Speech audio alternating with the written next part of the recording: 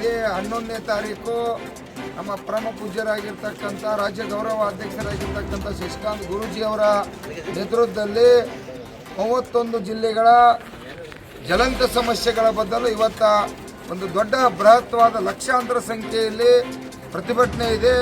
ರಾಜ್ಯ ಸರ್ಕಾರ ಏನು ಚಳಿಗಾಲ ಅಧಿವೇಶನವನ್ನು ಬೆಳಗಾವಿಯಲ್ಲಿ ಮಾಡ್ತಾ ಇದ್ರಿ, ಅದು ರೈತರ ಅಧಿವೇಶನ ಆಗಬೇಕು. ನಾವು ಕಾಲಹರಣ ಮಾಡಿ ಹೋಗ್ತಕ್ಕಂಥ ಅಧಿವೇಶನ ಆಗಬಾರ್ದು. ಯಾಕಂದ್ರೆ ವರ್ಷಕ್ಕೆ ನಾವು 10 ದಿನ ಬರ್ತೀರಿ. ಈ ಉತ್ತರ ಕರ್ನಾಟಕ ಇರ್ಬೋದು ಮತ್ತು ಈ ಕಡೆ ಹೈದರಾಬಾದ್ ಕರ್ನಾಟಕ ಇರ್ಬೋದು, ಈ ಭಾಗದ ಹಲವಾರು ನೀರಾವರಿ ಯೋಜನೆಗಳು ಇರ್ಬೋದು, ರೈತರ ಹಲವಾರು ಇವತ್ತ ಸಂಕಷ್ಟದಲ್ಲಿದ್ದಾರೆ. ರೈತರು ಭಾಳಷ್ಟು ಎಲ್ಲ ರೀತಿಯಿಂದ ಇವತ್ತ ಬರಗಾಲ, ಅತಿವೃಷ್ಟಿಯಿಂದ ನಾವೆಲ್ಲ ಕೂಡ ಅನಾಹುತ ಅನುಭವಿಸಿದ್ವಿ.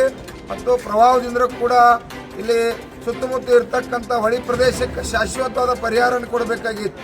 ಆ ಊರುಗಳನ್ನ ಬೇರೆ ಕಡೆ ಶಿಫ್ಟ್ ಮಾಡಿ ತಾವು ಮನೆಗಳನ್ನ ನಿರ್ಮಾಣ ಮಾಡಿ ಕೊಡಬೇಕಾಗಿತ್ತು. ಯಾವುದು ಕೂಡ ಈ ರಾಜ್ಯ ಸರ್ಕಾರ, ಕೇಂದ್ರ ಸರ್ಕಾರ ಮಾಡಲಿಲ್ಲ.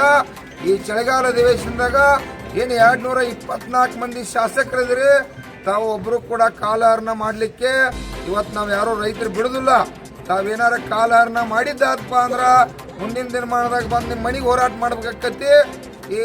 ಈ ನಾಡಿನ ಜನ ನಿಮಗೆ ಓಟ್ ಹಾಕಿರ್ತಕ್ಕಂಥ ಭಿಕ್ಷೆ ಋಣವನ್ನು ನಾವೆಲ್ಲ ಚಳಿಗಾಲ ಅಧಿವೇಶನದಾಗ ಋಣ ತೀರಿಸಿ ರಾಜ್ಯ ಸರ್ಕಾರ ಎಲ್ಲ ಬೆಳೆಗಳು ಬೆಳೆದಂಥ ಏನು ನಾವು ಈಗ ಕಾಯಿಪಲ್ಯ ಇರ್ಬೋದು, ಹಲವಾರು ರೈತರ ಬರೇ ಬೆಳೆದಂಥ ಬೆಳೆಗೆ ಯೋಗ್ಯವಾದ ರೇಟನ್ನು ಕೊಡ್ರಿ ಅಂತೇಳಿ ಹೋರಾಟ ಮಾಡತ್ತು. ಇವತ್ತ ಕಬ್ಬಿಗಾಗಿ ಹೋರಾಟ ಮಾಡಿದ್ದು 300 ರೂಪಾಯಿ ಸಿಕ್ತು. ಮೆಕ್ಕೆಜೋಳ ಸಂಬಂಧ ಹೋರಾಟ ಮಾಡಿದ್ದು 24 ರೂಪಾಯಿ. ಇವತ್ತ ಸರ್ಕಾರ 50 ಕ್ವಿಂಟಲ್ ಕೂಡ ಆದೇಶ ಮಾಡಿತ್ತು. ಅದಕ್ಕೆ ನಾವು ಧನ್ಯವಾದ ಕೂಡ ಹೇಳ್ತು. ಇನ್ನೂ ಹೆಚ್ಚಿಗೆ ಆಗಬೇಕಾಗಿತ್ತು.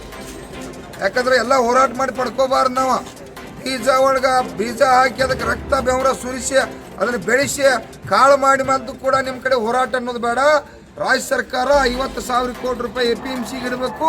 ಕೇಂದ್ರ ಸರ್ಕಾರ 50,000 ಕೋಟಿ ರೂಪಾಯಿ, 1 ಲಕ್ಷ ಕೋಟಿ ರೂಪಾಯಿ ಹಣ ಇಟ್ಟಿರಪ್ಪ ಅಂತಂದ್ರೆ ಯಾವಾಗ ಬೇಕಾ ರೈತರ ಆತಂಕದಾಗ ಬರ್ತಾರೋ, ತೊಂದರೆಯಾಗಿ ಬರ್ತಾರೋ ಅದನ್ನು ಸಂಕಷ್ಟಕ್ಕೆ ಉಪಯೋಗ ಮಾಡ್ಕೊಳಕ್ಕೆ ಆಕೈತಿ.